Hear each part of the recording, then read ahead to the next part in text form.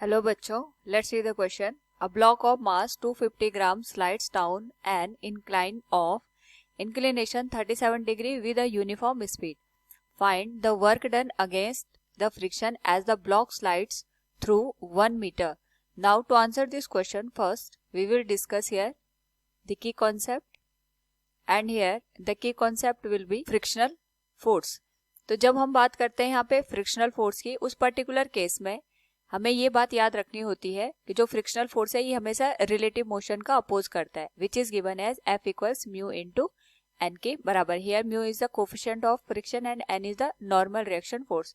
Second one, we will use here the work is given as dot product of force into displacement, और इसी को हम यहाँ पे लिख सकते हैं F D S cos theta.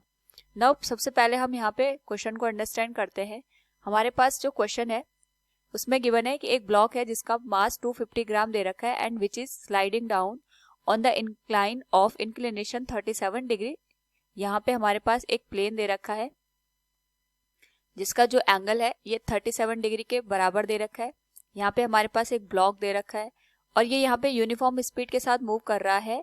जब ये यहाँ से 1 मीटर की डिस्टेंस कवर करते हुए किसी दूसरे पॉइंट पे पहुंच जाता है तो हम यहाँ पे वर्क डन कैलकुलेट करेंगे अगेंस्ट द फ्रिक्शन.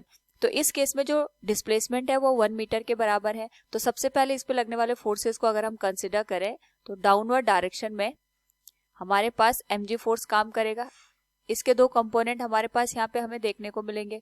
एक तो यहाँ पे अगर मैं इसको अलग से ड्रॉ करूं, वी कैन से ये हमारे पास इंक्लाइंड सरफेस हो गया, this one is the block.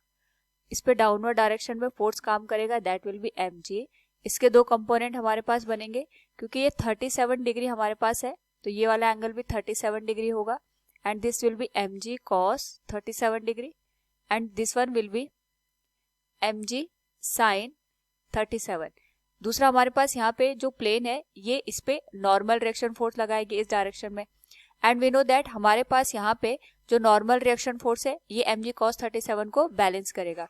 साथ में यहाँ पे जो फ्रिक्शनल फोर्स है वो रिलेटिव मोशन का अपोज करता है, तो जो mg sin 37 है ये इसको डाउनवर्ड डायरेक्शन में प्लेन के अलोंग मूव करने की कोशिश करेगा. इसका मतलब जो फ्रिक्शनल फोर्स है इसके अपोज यहाँ पे काम करेगा, that will be given as f.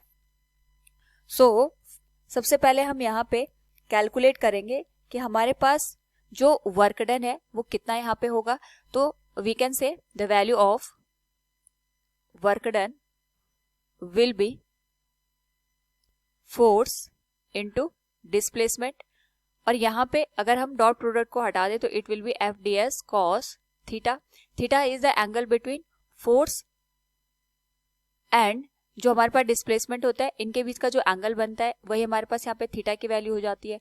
Now इस केस में सबसे पहले हमें ये देखना होगा कि हमारे पास जो फोर्स है वो कितना लग रहा है, क्योंकि जो वर्क है हमारे पास यहाँ पे जो फ्रिक्शनल फोर्स है उसके अगेंस्ट हमें करना पड़ रहा है, और जो फ्रिक्शनल फोर्स है उसके अगेंस्ट जो फोर्स काम कर रहा है दैट इज mg sin 37. यानी जो भी वर्क होगा इस mg sin 37 की वजह से हमें यहाँ पे देखने को मिलेगा. So we can say the value of work can be written as mg sin 37 multiplied with जो डिस्प्लेसमेंट हो रहा है ये 1 मीटर का हो रहा है, और साथ में अगर हम यहाँ पे थीटा की वैल्यू देखें तो theta is the angle between force and displacement. जो mg sin 37 है इसकी डायरेक्शन अलोंग द प्लेन है और जो डिस्प्लेसमेंट हो रहा है वो भी प्लेन के अलोंग हो रहा है, तो जो एंगल की वैल्यू होगी that will be 0 degree. So from here we can write cos 0 will be 1.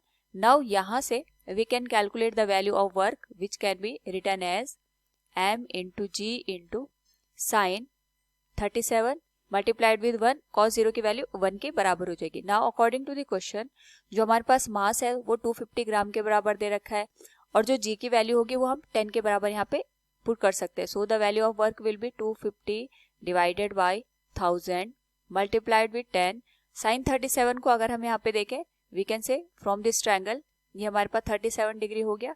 इसके करस्पॉन्डिंग यहाँ पे वैल्यू बनती है 3, 4 एंड 5 के बराबर. sin 37 will be perpendicular divided by hypotenuse, that will be 3/5. So from here we can write it will be 0 से 0 cancel हो जाएगा, इस 0 से ये वाला 0 कैंसिल हो जाएगा. So it will be 5, 5 जा 25 and it will be 5, 2 जा 10 and it will make 1.5 के बराबर. So the value of work will be 1.5 joule. So from the given question, अगर हम यहाँ पे देखें, we can say here, find the work done against the friction as the block slides through 1 meter. It will be 1.5 joule. Hope all you understood it. Thank you and best of luck.